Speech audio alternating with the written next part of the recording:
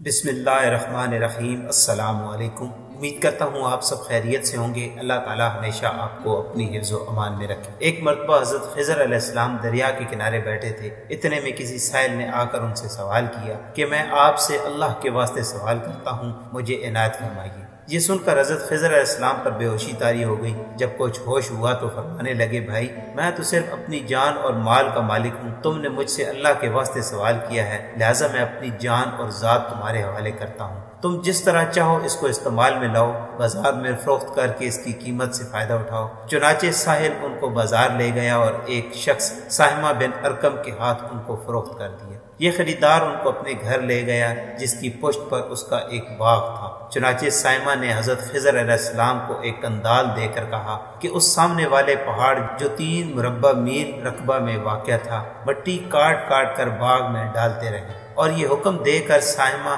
اپنی کسی ضرورت سے کہیں چلا گیا اور حضرت خضر علیہ السلام اس پہاڑ سے مٹی کاٹ کاٹ کر باغ میں ڈالنے لگے۔ جب سائمہ واپس آیا تو اس نے گھر والوں سے دریافت کیا، تم نے غلام کو کھانا بھی کھلایا یا نہیں؟ گھر والوں نے جواب دیا، ہمیں معلوم نہیں غلام کہاں ہے۔ یہ سن کر جب سائمہ خود کھانا لے کر باغ میں آیا تو اس نے دیکھا کہ وہ غلام یعنی حضرت خضر علیہ السلام تمام پہاڑ کی مٹی کاٹ کر ڈال چکے تھے اور اپنے کام سے فارغ ہو کر اپنے مولا حقیقی کی عبادت میں مصروف تھے۔ یہ دیکھ کر سائمہ کو بڑا تعجب ہوا اور اس نے دریافت کیا، یہ تو بتائیے کہ آپ کون ہیں؟ یہ بات سن کر حضرت خضر علیہ السلام پر کچھ بے ہوشی سی طاری ہو گئی اور پھر آفاقہ ہونے پر انہوں نے فرمایا کہ بھائی میں خضر ہوں، جس کو سن کر سائمہ کے ہوش اڑ گئے کہ تو نے یہ کیا کیا، ان کو غلام بنا کر ایسے کام میں لایا، یہ تو انتہائی گستاخی ہوئی۔ پھر ہوش آنے پر سائمہ نے توبہ کی اور پروردگار سے عذر خواہی کے ساتھ حضرت خضر علیہ السلام کو آزاد کر دیا اور جناب باری میں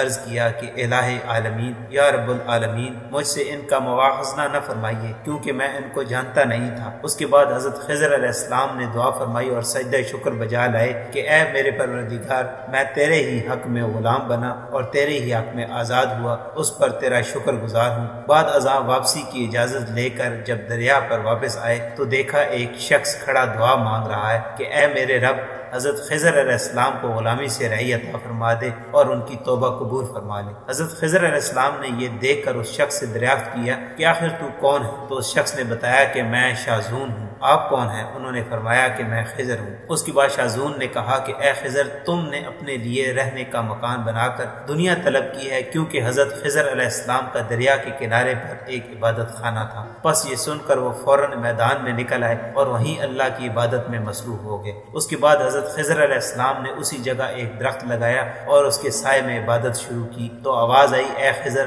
جب تم نے درخت کے سائے میں سجدہ کیا تو تم نے دنیا کو آخرت پر ترجیح دی۔ مجھے اپنی عزت اور جلال کی قسم، مجھے دنیا کی محبت میں رضامندی نہیں ہے۔ اس کے بعد حضرت خضر علیہ السلام نے شاذون فرشتہ سے کہا کہ اے شاذون، دعا کرو کہ اللہ تعالیٰ میری توبہ قبول فرمائے۔ چنانچہ شاذون نے دعا کی اور اللہ تعالیٰ نے شاذون کی برکت سے حضرت خضر علیہ السلام کی توبہ قبول فرمائی۔ معزز سامعین، خدا کے برگزیدہ بندے اسی حالت میں راضی رہتے ہیں جو اللہ کو منظور ہو۔ بے شک ہماری فلاح بھی اسی میں ہے کہ زندگی کے ہر موڑ پر آنے والے ہر پیچ و خم میں ہم راضی برضا رہیں، اللہ تعالیٰ کی چاہت کو سامنے رکھ کر زندگی گزاریں۔ دعا ہے کہ اللہ تعالیٰ ہمیں اس واقعے سے سبق حاصل کر کے نیک بننے کی توفیق عطا فرمائے، آمین یا رب العالمین۔ سامعین، آج کی ویڈیو آپ کو پسند آئی ہے تو اس کو لائک کریں اور دوسروں کے ساتھ شیئر کریں اور ایسی ویڈیوز کے لیے ہمارے چینل کو سبسکرائب کریں۔ ملتے ہیں نیکسٹ ویڈیو میں، تب تک کے لیے اپنا اور اپنے ارد گرد کے لوگوں کا بہت سارا خیال رکھیں۔ اللہ حافظ۔